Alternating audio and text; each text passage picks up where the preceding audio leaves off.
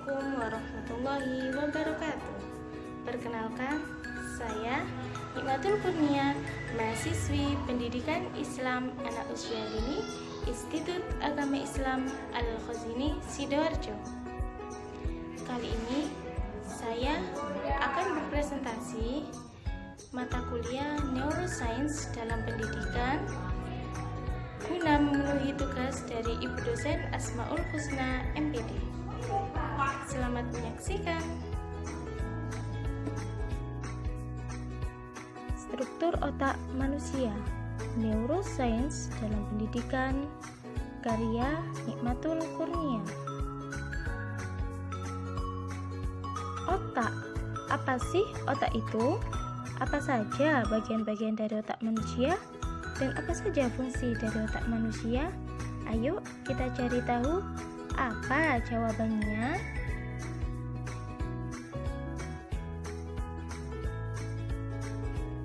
Otak adalah organ tubuh yang mengatur pemikiran serta seluruh organ tubuh manusia. Otak manusia tersusun dari 2 sel. Pertama, sel neuron, 2 sel glia.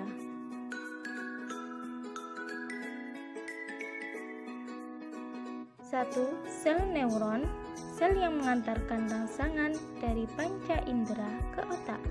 Sel syaraf neuron bertanggung jawab atas gerak refleks. 2. Sel glia, sel yang mempunyai fungsi sebagai pendukung kerja sel syaraf.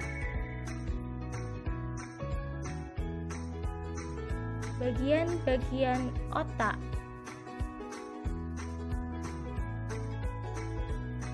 1. Otak tengah. Otak yang terletak pada batang otak yaitu di antara otak depan dan otak belakang. 2. Medula oblongata. Struktur yang ada di bawah otak yang mempunyai tugas penting dalam kehidupan manusia.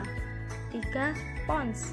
Sebagai pusat koordinasi dan komunikasi antara otak kiri dan kanan.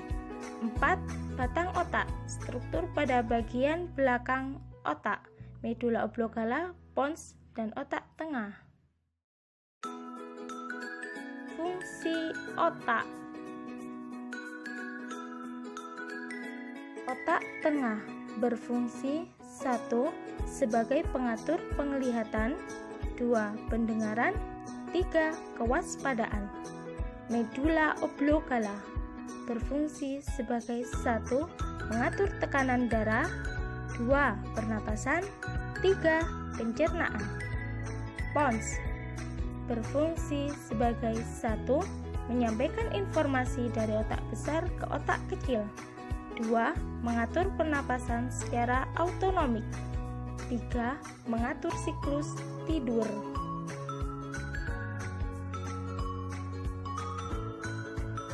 Mari kita simak video berikut ini.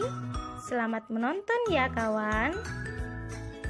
Otak adalah salah satu bagian terpenting dari manusia, berguna sebagai pusat koordinasi dan berpikir, sehingga kita bisa berbicara, bernafas, dan juga berjalan. Bagian besar otak kita disebut dengan otak besar, yang terdiri dari 2 belahan, yakni kiri dan kanan. Setiap belahan mengatur dan melayani tubuh yang berlawanan. Belahan kiri mengatur tubuh bagian kanan, dan belahan kanan mengatur tubuh bagian kiri. Ada teori yang menyebut bahwa mereka yang lebih dominan dengan otak kiri lebih pintar berhitung matematika serta berdagang di pasar, sedangkan mereka yang lebih dominan dengan otak kanan lebih unggul dalam kreativitas sebagai seniman. Benarkah demikian? Teori mengenai perbedaan fungsi otak kiri dan kanan telah populer sejak sekitar tahun 1960-an. Adalah seorang neuropsikolog atau peneliti otak dan perilaku bernama Roger Walcott Sperry yang mengemukakan teori perbedaan otak kiri dan kanan. Beliau menemukan bahwa otak memiliki fungsi khusus di sisi kiri dan kanan, serta kedua sisi itu dapat berfungsi sendiri tanpa tergantung satu sama lain.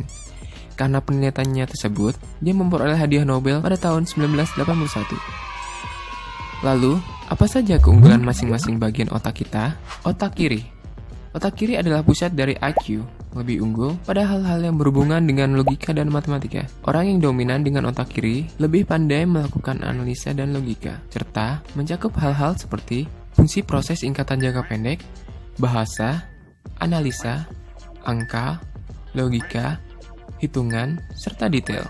Sementara itu, otak kanan cenderung dalam perkembangan EQ, berperan dalam komunikasi, sosialisasi, dan pengendalian emosi. Juga berfungsi untuk semua jenis kegiatan kreatif seperti menari, menggambar, atau menyanyi. Selanjutnya, otak kanan juga dapat melakukan fungsi matematika, tetapi hanya perkiraan kasar dan perbandingan, dan juga membantu citra visual dari apa yang kita lihat, serta mencakup hal-hal seperti fungsi proses ingatan jangka panjang, kreativitas, seni dan musik, gambar atau warna, perkiraan dimensi, emosi, dan imajinasi. Idealnya, otak kiri dan otak kanan manusia haruslah seimbang dan berfungsi dengan optimal. Karena jika kita merasa pandai matematika, tetapi kurang bisa bersosialisasi, kita bisa melatihnya dengan sering melakukan kerja kelompok, agar otak kiri kita bekerja secara optimal. Demikian video kali ini, semoga menambah ilmu kita semua. Salam cerdas. Sekian presentasi dari saya, kurang lebihnya saya mohon maaf yang sebesar-besarnya. Terima kasih. Wassalamualaikum warahmatullahi wabarakatuh.